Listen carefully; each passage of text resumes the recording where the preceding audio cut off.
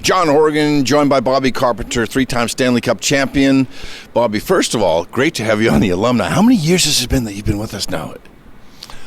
5? Consistently 5, yeah. I played a few here or there, but when the kids were in college, it was hard to get to. But now they're gone. It's every weekend.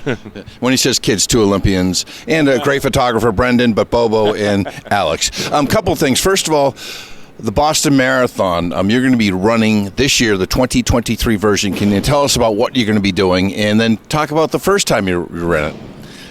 First time I ran, I just was kind of bored. It was one of the first years that I wasn't going to work as a play development, so I wanted to do something, train over the winter. So I decided to run it and did pretty good. It was fun.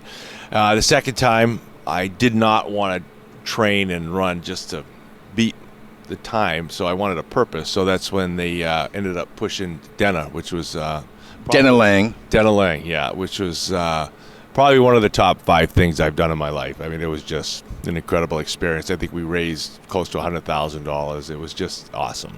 And people who don't know Denna Lang, she was injured playing hockey for... She was playing, I think, at the Winter Classic out in Gillette there, and she, whether the ice was bad, stepped on a stick, nobody really knows, and it's every parent's nightmare to see your kid go headfirst into the boards. And but obviously it's been a long haul for her. She's doing great right now. We stay in contact with her all the time. I grew up playing hockey with and against her dad, so it's a close fit for us. So you pushed her, and now this year, what's up with this year's version of the marathon? So, believe me, I had no ideas to run again, but we had played the Matt Light Foundation a little bit earlier, and I got approached. They were talking about running the marathon, and I always thought it would be pretty cool to run the Boston Marathon the same year as the Pan Mass Challenge, and last year I did the Pan Mass for the first time because I couldn't run anymore. Cycling race. That's a cycling race over 120 miles from Central Mass to Cape Cod. It's almost 200 from middle of Mass to down to the end of Cape Cod. And it's a 2-day event.